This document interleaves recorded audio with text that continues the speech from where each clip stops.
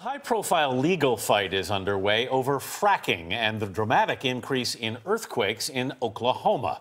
The state Supreme Court ruled homeowners can now sue oil and gas companies for damages caused by tremors. Before 2008, the state averaged just over one magnitude 3 quake per decade.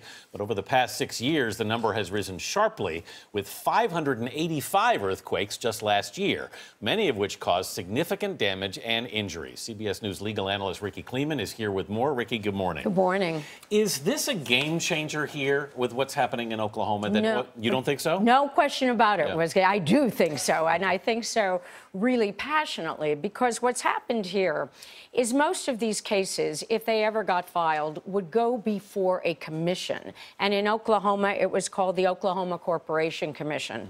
The commission could not compensate someone for damages, either for injury or for property. What they could do was regulate oil and gas.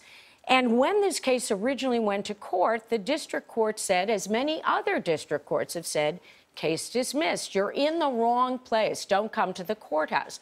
Why is this a game changer? This case opened the courthouse doors, not only when we're looking at this plaintiff, Sandra Ladra, but potentially in Oklahoma and in other states. But Sandra's legal team, it seems like, has a very difficult challenge ahead of them. I mean, they essentially have to say this earthquake was man-made and they are responsible. That seems very daunting. It is daunting, and I do think that what you're dealing with is a very smart lawyer who has also set the bar very high. So he's saying, you know, this isn't a slam dunk. It may seem that way. However, it's in the old adage of where there's smoke, that's fire.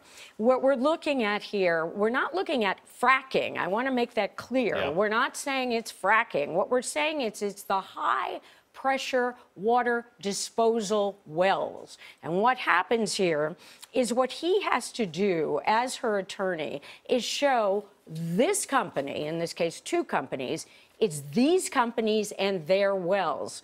The science is becoming abundantly clear. It is growing and growing. And what we look at with science is what something seemed to be just a supposition at one time, over time gets proven. So what here he is saying is there is enough proof, and the scientists will say, he claims, that the waste disposal is what causes these earthquakes. It's man-made.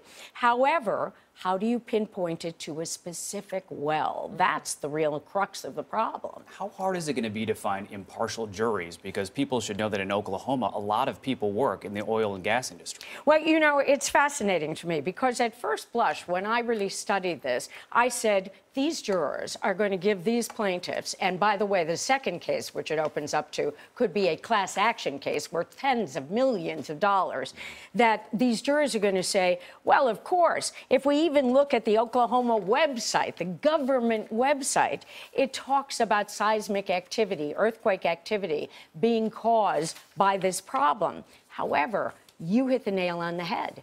1 in 5 people in Oklahoma has an employment from oil and gas. So there is a thing about the balance in the mind of a juror.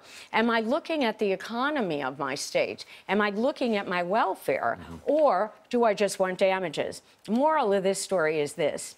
Settle, settle, settle. Yeah. If they had done that in the beginning, it would have been $75,000 worth of injury damage, $110,000 worth of personal damage, and now look what we've done. We've really added that word to all of our vocabulary. Settle, settle, settle. Thank you so much.